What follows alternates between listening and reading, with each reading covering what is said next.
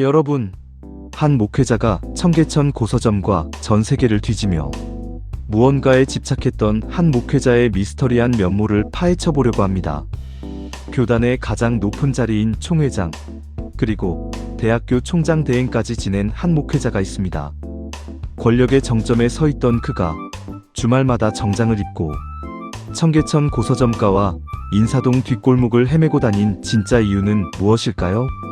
남들은 쓰레기라 부르던 낡은 종이 조각과 먼지, 쌓인 고서를 품에 안고 눈물 흘렸던 선비 같은 목회자, 그는 바로 신세원입니다. 신세원 목사님의 젊은 시절은 한마디로 개척 정신과 학구열로 요약할 수 있습니다. 오늘 우리는 그가 평생을 바쳐 숨기려 했던, 그리고 끝내 지켜내야만 했던 한국 기독교의 위대한 유산과 신세원 목사에 대한 이야기를 파헤치며 살펴보려고 합니다. 오늘날 합동교단의 거목이 되기까지 그분이 걸어온 청년기와 초임 목회 시절은 고난과 열정이 뒤섞인 시간이었습니다. 고 신세원 목사님은 대한예수교 장로회 합동교단 내에서 교육과 목회, 그리고 교회사 연구에 큰 족적을 남기신 분으로서 한평생을 살아오시다가 2015년에 하나님의 부르심을 받으신 그분의 주요 생애와 활동은 다음과 같습니다.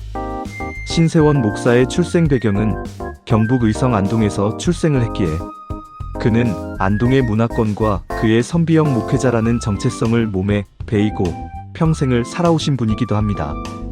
먼저 신세원 목사에 대한 주요 양력은 1935년 7월 17일 경북 의성에서 출생을 하였으며 안동고등학교를 나와 대구대학교 특수교육을 전공하였으며 1962년 총신대학교 신학대학원을 졸업하였고 플러신학대학원에서 목회학 박사학위를 취득하였으며 1966년 3월 경북 의성군 안계면에 위치한 안계교회에서 당시 경중노회가 열리고 있을 당시 목사 안수를 받고 협성교육재단 교목실장으로 취임하여 사역을 시작했습니다.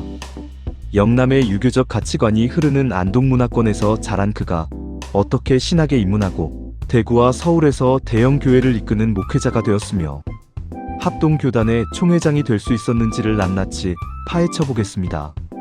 그는 선비 목회자였으며 소외된 곳과 사료에 눈을 뜬 목회자였습니다. 대구문화교회 시무 시절 남들은 돌아보지 않던 장애인 교육의 특수교육에 눈을 떠대하게 편입한 반전 스토리와 사라져가는 한국 기독교 초기 자료들을 수집하기 시작한 계기가 있었습니다. 그의 강도사 시절에는 서울 인사동에 위치한 승동교회에서 당시 평양감사로 지내던 자제분인 이대영 목사가 13대 목회자로 담임하던 때에 부교역자로 부임하게 되었습니다. 제가 부목사로 신목사님을 섬기고 있을 무렵 당시 에피소드를 많이 들을 수 있었지만 지면상 생략을 하고 기회가 되면 따로 살펴보겠습니다.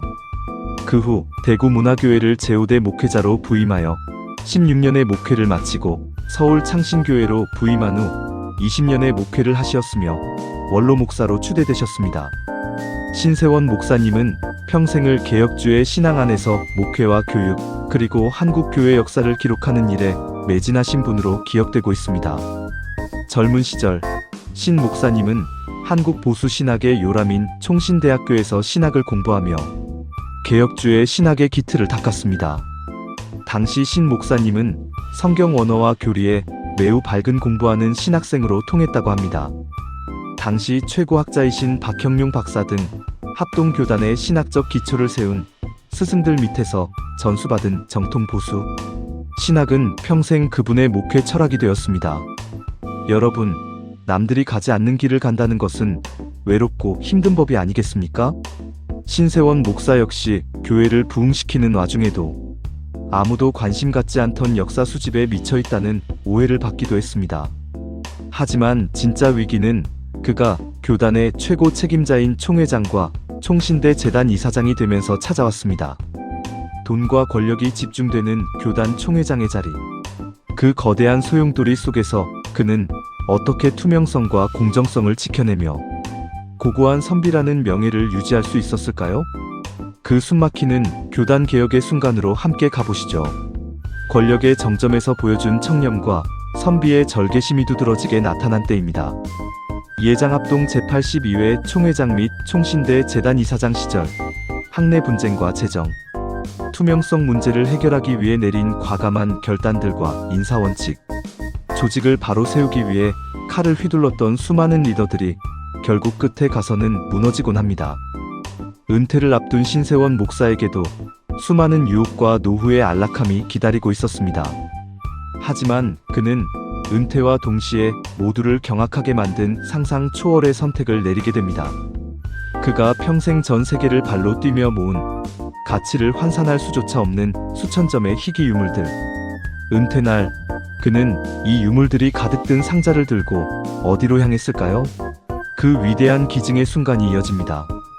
신세원 목사는 은퇴 전 연세대학교 교수로 역임하시던 민경배 교수로부터 수십억의 제안을 받았지만 은퇴 후 자신이 모은 전 재산과 다름없는 사료들을 총신대학교에 조건 없이 기증하기로 작정을 했습니다. 문소기독교 박물관을 설립한 이야기로 돌아가 보겠습니다. 신세원 목사. 그는 2015년 하나님의 부르심을 받기 전까지 박물관장으로서 마지막 남은 불꽃을 태운 노년의 삶이 있었습니다. 신세원 목사님 하면 빼놓을 수 없는 것이 바로 서울 창신교회에서의 젊은 시절입니다.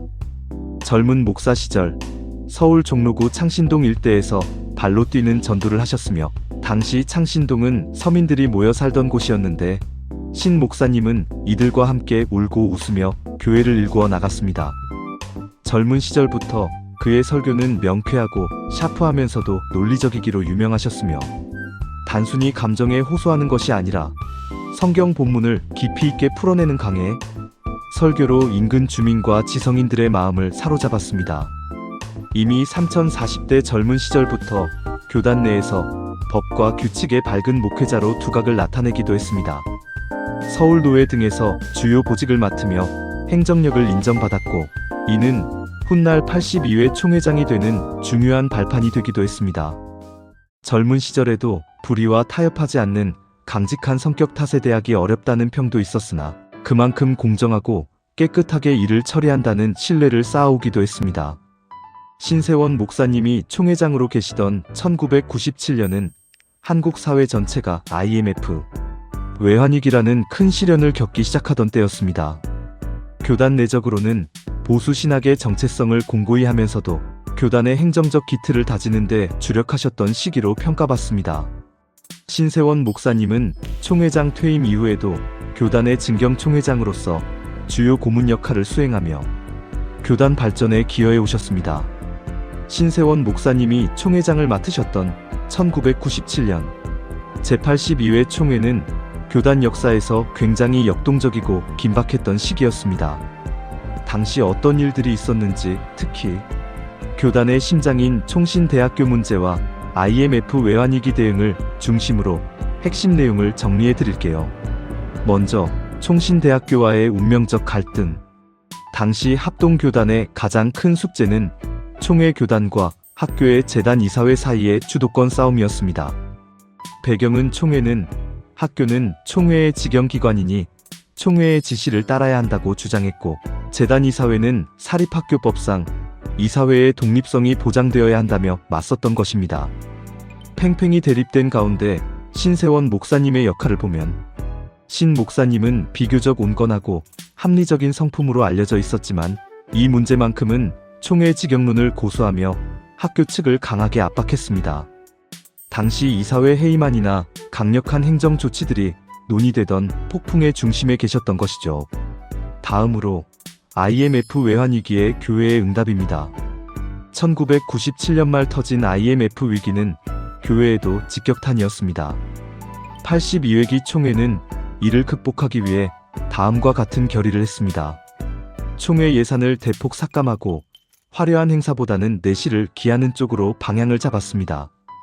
환율 급등으로 선교사들의 생활비가 부족해지자 긴급 지원 대책을 마련하고 어려워진 개척 교회들을 돕기 위한 캠페인을 벌였습니다.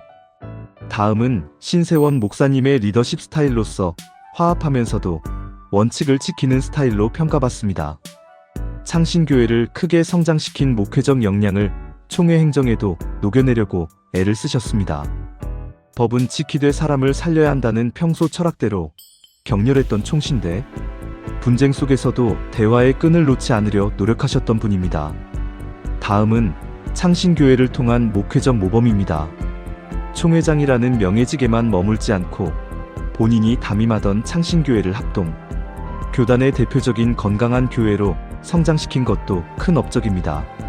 신 목사님은 어려움이 있을 때마다 평생을 무인불승, 유인필승의 신념으로 목회를 해오셨던 것입니다. 순리와 원칙, 화평의 창조, 기다림의 철학으로 참고 인내하며 목회하셨기에 목회를 잘 마칠 수가 있었던 것입니다. 신 목사님의 설교 스타일은 설교는 구어체이어야 하며 쉬운 설교, 성경적인 설교, 실제적이고 긍정적인 설교를 하셨습니다. 그는 설교 한 편을 완성하기 위해 원어 성경 주석서를 수차례 읽고 기도와 묵상으로 골격을 잡아나갔습니다. 그는 대부분의 시간을 담임 목사실에서 보내기도 했으며 신 목사님의 생활은 항상 청빈했던 것입니다.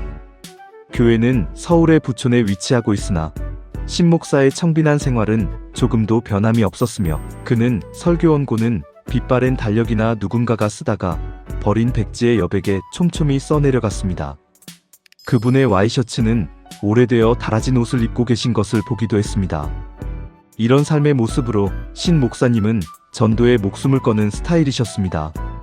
총회 업무로 바쁜 와중에도 교회 현장을 소홀히 하지 않았고 이는 훗날 후배 목회자들에게 정치와 목회의 균형을 보여주는 좋은 본보기가 되었습니다.